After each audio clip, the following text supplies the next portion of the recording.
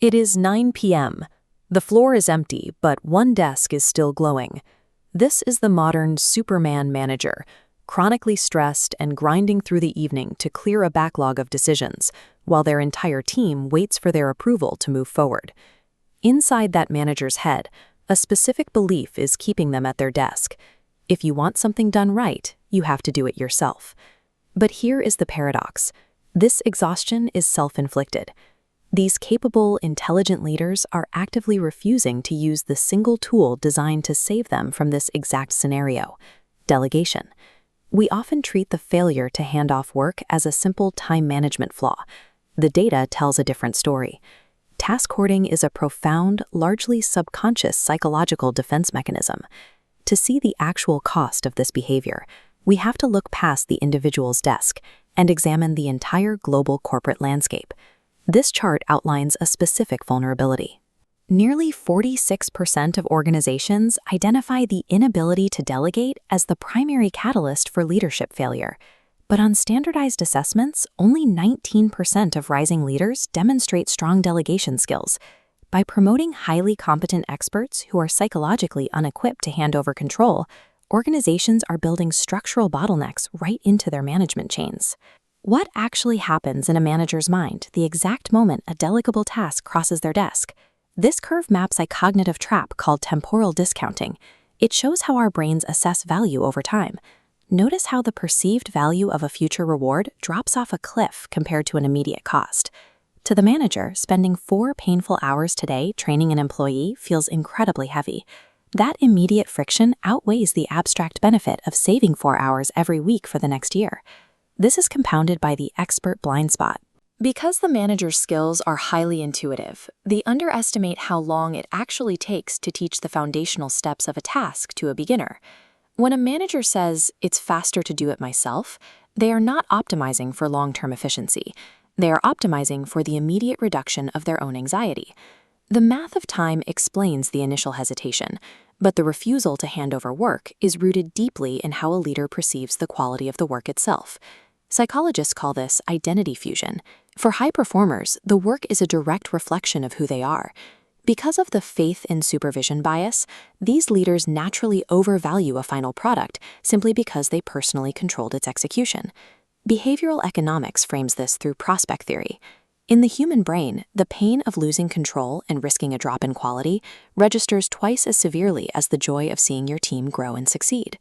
Researchers who pioneered these frameworks of human risk aversion proved that we are incredibly protective of the status quo when facing uncertainty. This leads to the omission bias. If a manager delegates a task and the employee fails, the manager feels a direct sense of blame. Doing nothing and hoarding the task feels psychologically safer, because organizational stagnation is much harder to trace back to a single decision. Delegation is terrifying to these managers because it requires an active transfer of vulnerability and accountability without a guarantee of success. Eventually, this capacity to hoard work reaches its absolute limit, exacting a severe physical and organizational toll. The manager enters a state of energy bankruptcy. Under chronic decision fatigue, their cognitive fuel tank empties. They stop thinking strategically and default to reactive choices just to survive the day. This flowchart illustrates the resulting dependency loop. Because the manager constantly rescues the team, the employees stop using their own initiative. They wait for instructions, which then validates the manager's belief that no one else can do the job. The manager becomes a single point of failure for the entire department. Starved of meaningful work and autonomy, high-potential employees disengage and ultimately leave for competitors. In their attempt to protect the quality of the immediate work, the task hoarding manager creates organizational fragility and ensures their own eventual burnout. The standard corporate advice to an overloaded leader is to just delegate more. The evidence shows this is actually a recipe for failure. Handing off work is a relational transaction. It relies on what researchers call leader-member exchange.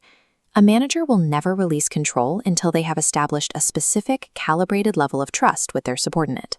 This staircase graphic models the evidence-based framework known as the 5 levels of delegation, designed specifically to build that trust safely. Managers must diagnose an employee's readiness and incrementally move them up these steps. They start by asking for research, then recommendations, and finally, independent action. This expands the autonomy zone gradually, avoiding the sudden drop that triggers panic. Implementing these structured boundaries removes the psychological ambiguity that makes managers fear letting go. A manager's efforts to build trust can be undermined if the organization still rewards those who work themselves to exhaustion. To sustain delegation, the system itself must be redesigned. Organizations have to implement structural accountability. That means replacing constant micromanagement with defined milestone reviews and clear escalation rules so managers can monitor progress without reclaiming control. Making this work requires a shift in professional identity. The leader has to stop viewing their value through personal output and start measuring it through the resilience of the system they oversee. Company cultures must align with this reality. They need to stop incentivizing individual busyness and start rewarding the difficult work of team development. Effective leadership creates a system that functions independently, ensuring that the work thrives even in the manager's absence.